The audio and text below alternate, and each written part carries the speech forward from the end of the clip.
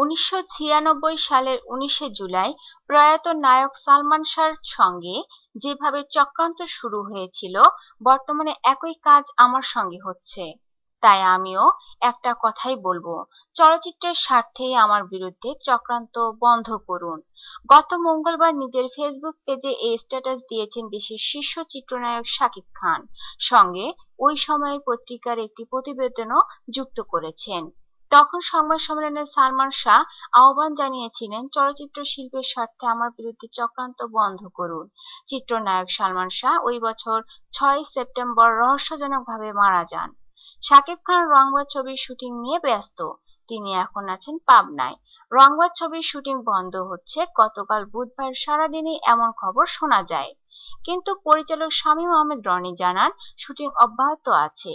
গতকাল রাত 8টা পর্যন্ত শুটিং হয়েছে। আজ সকালে পূর্ব নির্ধারিত শিডিউল অনুযায়ী আবার শুটিং শুরু হবে।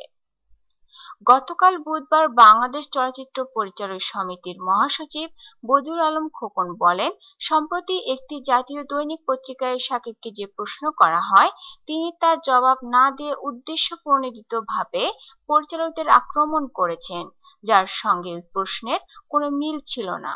তাই শাকিব খানকে নিয়ে কাজ না করার জন্য আমরা পরিচালকদের আহ্বান জানিয়েছি। এদিকে শাকিব খান সংবাদ মাধ্যমকে বলেন, আমি এমন কোনো কথা বলিনি যার জন্য আমাকে নিয়ে কাজ না করতে পরিচালকদের আহ্বান করতে হবে। আমি বলেছি, ইন্ডাস্ট্রির বেশিরভাগ পরিচালক বেকার। মিথ্যা তো বলিনি।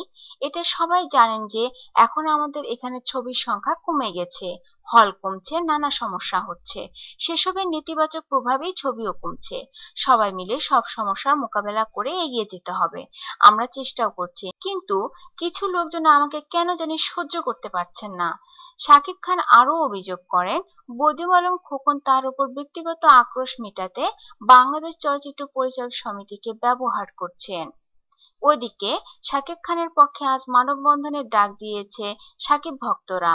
আজ বৃহস্পতিবার বিকেল 5টায় রাজধানীর বিএফডিসির সামনে এই মানববন্ধন হওয়ার কথা। শাকিব খানের ভেরিফাইড ফেসবুক পেজ থেকে মানববন্ধন সংক্রান্ত ইভেন্টটি শেয়ার করা হয়েছে। এখানে শাকিব ভক্ত এবং চলচ্চিত্র প্রেমীদের উপস্থিত থাকার জন্য অনুরোধ করা হয়েছে।